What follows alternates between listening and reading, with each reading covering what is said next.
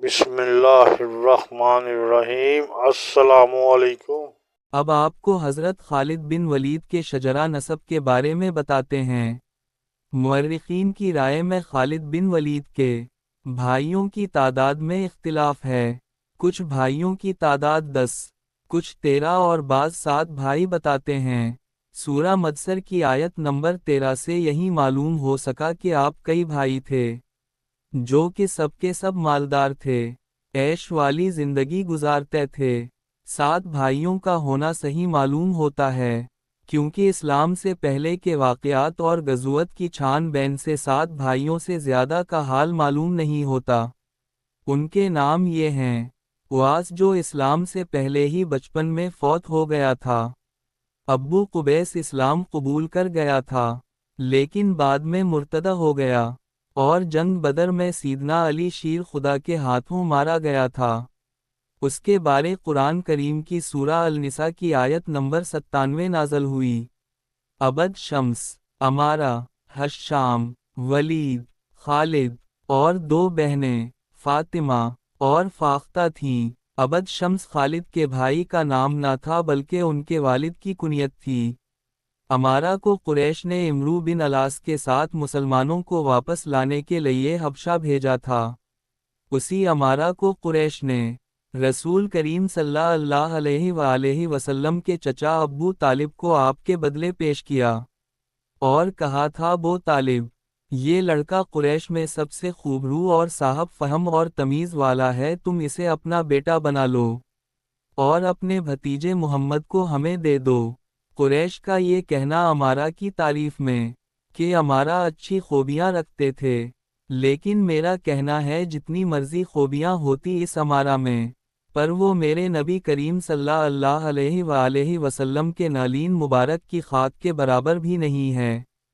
खालिद के अलावा वलीद और हश्शाम रज़ी अल्लाह अन्हा को भी इस्लाम कबूल करने और इस पर साबित कदम रहने की सआदत नसीब हुई। हश्शाम इन सहाबा किराम में से थे जिन्हें रसूल करीम सल्लल्लाहु अलैहि वसल्लम इस्लाम कबूल करने के बाद बतौर दिल के उस्ताद कुछ ना कुछ अता फरमाते थे। वलीद पर और उनके भाई पर कुरैश और दूसरे काफिर बहुत जुल्म तोड़ा करते थे। आखिरकार वो मौका पाकर मदीना भाग गए थे। रास्ते में लगातार चलने की वजह से उनकी एक उंगली जख्मी हो गई। इन्होंने उंगली को मुखातिब करते हुए कहा, तो क्या महज एक उंगली ही है जो जख्मी हो गई है? अभी तूने राह इस्लाम में तकलीफ ही किया बर्दाश्त की है। फिर कफर के मरका में सिपा सालार हरावल दस्ते के खालिद बिन वलीद ही होते थे। उसी तरह ग़ज़वा हुनैन में भी इन्हें हरावल दस्ते का कमांडर मुकर्रर किया गया। हुनैन एक वादी का नाम है जो ताइफ शहर से तकरीबन 40 मील के फासले पर जबल औतास में वाक़े है। यहाँ पर एक मशहूर वाओ मारूफ जंगजू कबीला हौज़न आबाद था, जिसकी बहुत सी शाखें हर तरफ फैली हुई थी। ये कबीला तीर अंदाजी में बहुत माहिर था। फतह मक्का के बाद शाह मदीना सल्लल्लाहु अलैहि वसल्लम ने इस कबीले की सरकूबी का फैसला किया। मदीना से आने वाले 10,000 मुजाहिदीन के हमराह 2,000 अफराद मक्का से भी शामिल हुए। इस तरह मुजाहिदीन की तादाद 12,000 हो गई थी।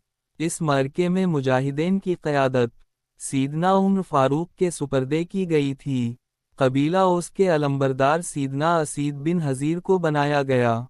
कबीला खज़रज की सरबराही मुश्तरका तौर पर सीदना साद बिन इबादा के सुपरिद हुई और सीदना खालिद बिन वलीद की क़यादत में मुक़द्दमा तलजीश बनाकर पहले रवाना किया। मकाबके में दुश्मन की तादाद 4,000 थी। ये सूरत हाल देखकर मुजाहिदीन के हौसले बुलंद हुए और अपनी फतह को यकीनी समझने लगे। अल्लाह की मदद की बजाय अफरादी क़ुव्वत को फतह जाना, और ये ख्याल अल्लाह ताला को पसंद ना आया, जिस वजह से मुसलमानों को पहले मरहले में परेशानियों का सामना करना पड़ा, जिसका जिक्र कुरान मजीद में खुद अल्लाह पाक ने फरमाया है। सूरा तौबा में आयत 9 से लेकर 26 तक। कबीला हौज़न और सकीफ के तजुर्बाकार जंगजू घातें लगाए अपनी कमीन गाहों पर बैठे हुए थे। जून ही सीदना खालिद बिन वलीद, ہراول دستے کو لے کر آگے بڑھتے ہوئے دشمنوں کی زد میں آ گئے تو مجاہدین پر تیروں کی بوچھاڑ شروع ہو گئی، جس سے مسلمانوں کے پیر اکھڑ گئے۔ دشمن نے موقع غنیمت جانتے ہوئے زوردار حملہ کیا، جس سے پورے لشکر اسلام میں بھگدڑ مچ گئی۔ سب گھوڑے اونٹ اپنے سواروں سمیت جدھر منہ ہوا سر پٹ دوڑے۔ نبی کریم صلی اللہ علیہ وآلہ وسلم کے ساتھ صرف چند مجاہدین رہ گئے تھے، لیکن نبی کریم صلی اللہ علیہ وآلہ وسلم عزم و استقلال کا مظاہرہ کرتے ہوئے با آواز بلند پکارنے لگے، میں اللہ کا نبی ہوں، اور اس میں کوئی شک نہیں، میں عبد المطلب کا فرزند ہوں۔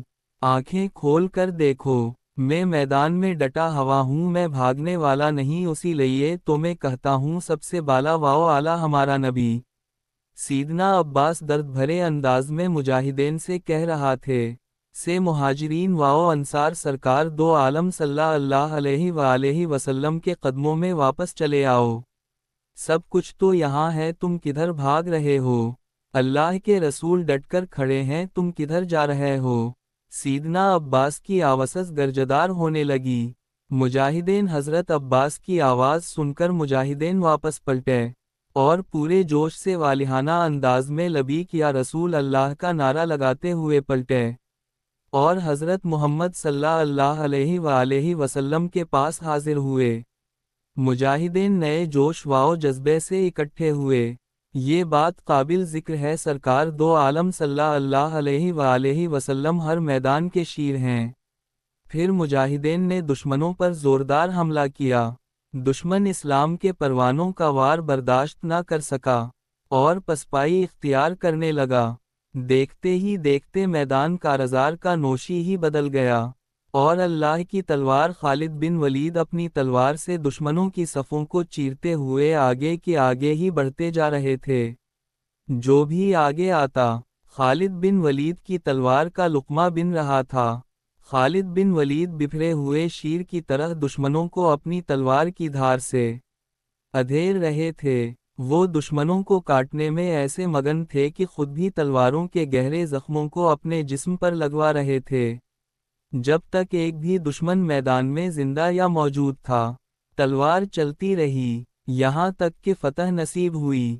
فتح کے بعد سردار الانبیاء حضرت محمد صلی اللہ علیہ وآلہ وسلم خود خالد بن ولید کی تیمارداری کے لیے تشریف لائے، جس سے خالد بن ولید خوشی میں اپنے جان لیوا زخم بھول کر سرکار دو عالم صلی اللہ علیہ وآلہ وسلم کے قدموں میں بیٹھ گئے اور خوشی سے جھوم جھوم کر کہتے، میری خوش نصیب کی انتہا ہے، شہنشاہوں کے شہنشاہ میری عیادت کے لیے آئے۔ کاش آپ سمجھ سکے اس کیفیت کو۔ خالد بن ولید اپنے زخموں کو چومنے لگے، پیار سے اپنے زخموں پر ہاتھ پھیرنے لگے، کن پر پاک اور نورانی نگاہیں جمی رہی۔ حضرت خالد بن ولید کہتے ہیں کہ جب سرکار دو عالم صلی اللہ علیہ وآلہ وسلم اپنا لاب دہن مبارک لگاتے، میرے اس زخم میں درد کی جگہ سکون اور راحت پھوٹنے لگی، اور حضرت خالد بن ولید بہت جلد شفا یاب ہو گئے ہوتے، کیوں نہ ان کے زخموں کا مرہم ہی سب سے اعلیٰ و ارفع تھا۔ جاری ہے۔